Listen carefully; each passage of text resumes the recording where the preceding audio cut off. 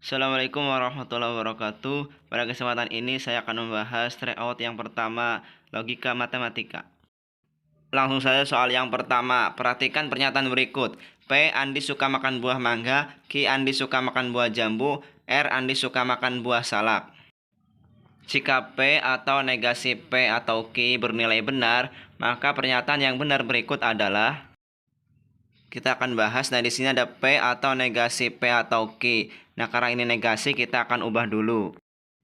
Kita peroleh negasi P dan negasi Q. Kita gunakan hukum distributif sehingga kita kalikan menjadi P atau negasi P dan P atau negasi Q. Selanjutnya kita ingat hukum komplement. Ada P atau negasi P itu ekuivalen dengan true atau benar. Lalu kalau ada P dan negasi P ekuivalen dengan false atau salah. Karena ini atau berarti ini true atau benar. Karena sebelah kanan tetap, maka tinggal true dan P atau negasi Q. Nah, sekarang kita tinggal simpulkan dengan menggunakan hukum identitas, maka diperoleh kesimpulannya itu adalah P atau negasi Q. Jadi untuk yang P, Andi suka makan buah mangga. Nah, di sini untuk yang Q ada negasinya, berarti tidak suka makan buah jambu. Sehingga kesimpulannya adalah jawaban yang paling tepat yang A, Andi suka makan buah mangga atau tidak suka makan buah jambu.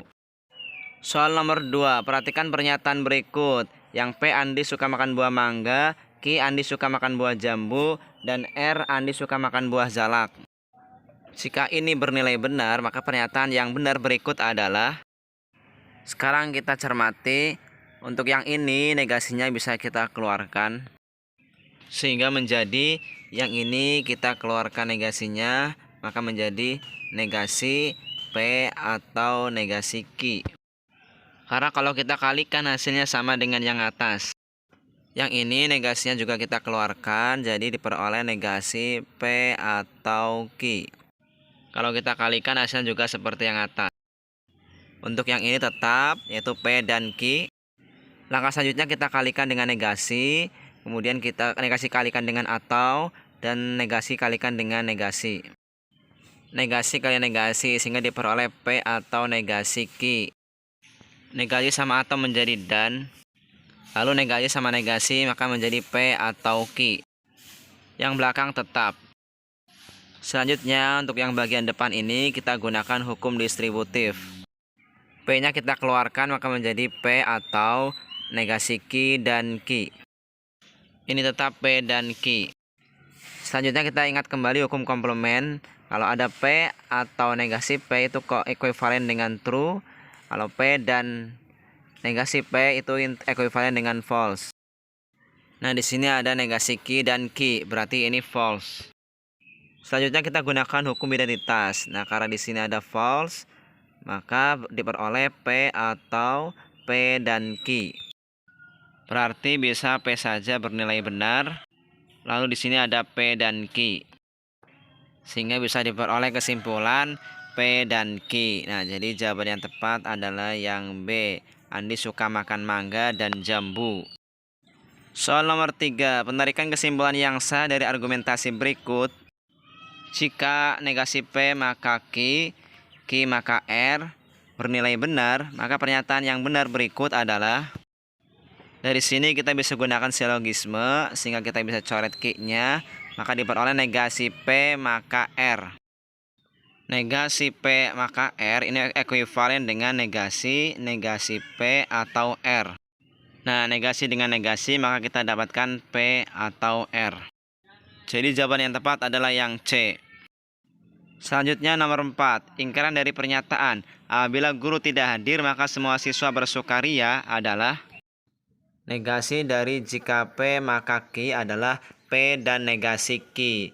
Nah, jadi jawabannya adalah guru tidak hadir dan ada siswa tidak bersukaria.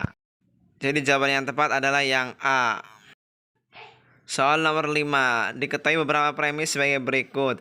Ada negasi P maka Q, P maka R, ada Q, maka kesimpulannya adalah, dari beberapa premis kita akan lihat premis pertama dan ketiga. Nah, di sini ada negasi P maka Q dan Q, maka kesimpulannya adalah negasi P.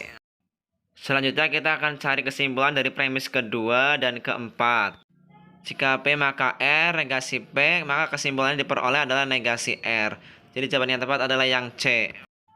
Soal nomor 6, bentuk majemuk dari jika P maka Q dan negasi Q ekuivalen dengan Q dan negasi Q, kita bisa gunakan hukum komplement. Kita ingat kembali bahwa P atau negasi P itu ekuivalen dengan true. Nah, untuk P dan negasi P itu ekuivalen dengan false. Maka didapat P maka false. Nah, dari sini ini ekuivalen dengan negasi P atau false. Kita ingat kembali hukum identitas, P atau false itu sama dengan P dan true itu sama dengan P. Jadi kesimpulannya adalah negasi P. Maka jawaban yang tepat adalah yang D. Soal nomor 7. Proporsi majemuk dari ini ekuivalen dengan, kita perhatikan proporsi majemuk ini. Dari sini ada R atau P. Nah, di sini bisa kita gunakan komutatif, maka berlaku P atau R. Untuk yang ini negasinya bisa kita keluarkan sehingga diperoleh negasi Q dan R atau P, belakangnya tetap. Untuk yang ini kita bisa gunakan hukum distributif dan kita akan keluarkan P-nya. Diperoleh P atau R dan Q. Untuk yang ini Q dan R kita komutatif atau balik jadi R dan Q. Kalau sudah, dari sini kita gunakan hukum distributif. Selanjutnya kita keluarkan P-nya. P-nya dikedepankan, maka diperoleh P atau R dan Q dan negasi R dan Q. Selanjutnya kita perhatikan yang R dan Q itu keduanya kita bisa gunakan hukum komplement karena yang satu ada negasinya, yang satu tidak ada negasinya. Komplement P dan negasi P itu sama dengan false.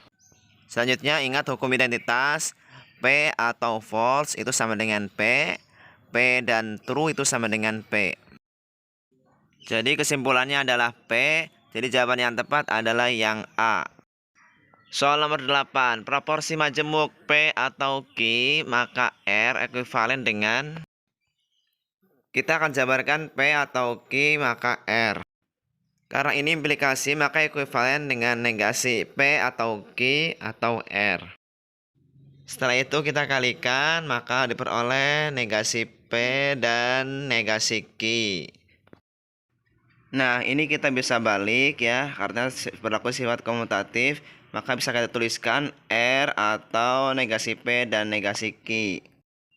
Selanjutnya di sini berlaku sifat distributif sehingga diperoleh R atau negasi P dan R atau negasi Q.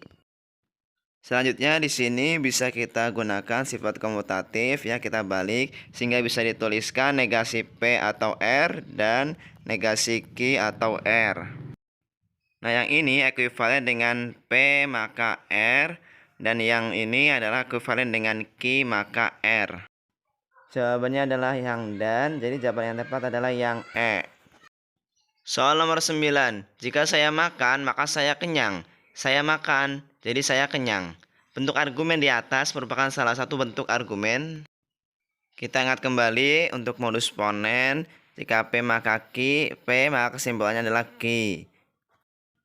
Lalu untuk modus tolen, jika P maka Q, negasi Q maka kesimpulannya adalah negasi P. Selanjutnya untuk silogisme, jika P maka Q, Q maka R. Nah, ini Q-nya kita coret, maka kesimpulannya adalah jika P maka R.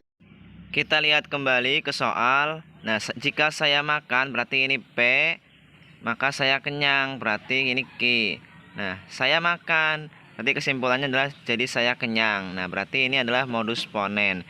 Jadi jawaban yang tepat adalah yang C. Soal nomor 10. Jika ibu tidak pergi maka adik senang. Jika adik tidak tersenyum maka dia tidak senang. Kesimpulan yang sah adalah, kita akan bentuk dulu. Di sini jika ibu tidak pergi maka adik senang. Nah, ini bisa kita tuliskan P maka Q. Selanjutnya, jika adik tidak tersenyum, maka dia tidak senang. Ini kita bisa tuliskan negasi R, maka negasi Ki. Ini ekuivalen dengan Ki maka R. Nah, maka kita bisa gunakan silogisme, Ki-nya kita coret, sehingga diperoleh kesimpulannya P maka R. Dan ini ekuivalen dengan negasi P atau R. Jadi, kesimpulannya ibu pergi atau adik tersenyum. Jadi, jawaban yang tepat adalah yang B. Soal nomor 11, implikasi jika P maka Q maka R pasti bernilai benar jika kita ingat kembali untuk tabel implikasi. Nah, jika P bernilai benar, Q-nya salah, maka diperoleh salah. Kalau yang lain bernilai benar semua. Kita asumsikan untuk nilai R-nya salah. Nah, karena R-nya salah dan diminta bernilai benar, jadi untuk P maka Q ini harus bernilai salah. Karena ini nilainya salah, maka P-nya harus benar dan Q-nya bernilai salah. Sehingga kita bisa tuliskan P-nya benar, Q-nya salah. Jadi bisa kita simpulkan untuk P-nya benar, Q-nya salah, dan R-nya salah. Jadi jawaban yang tepat adalah yang A. Soal nomor 12, perhatikan premis berikut. Jika Aldi giat belajar, maka ia bisa menjadi juara. Jika bisa menjadi juara, maka ia boleh ikut liburan. Kesimpulan yang sah dari premis tersebut adalah, kita bisa buatkan silogisme. Kita buat dari premis 1, P maka Q.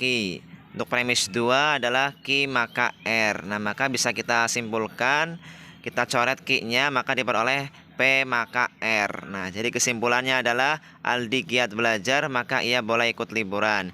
Jadi jawaban yang tepat adalah yang A. Soal nomor 13.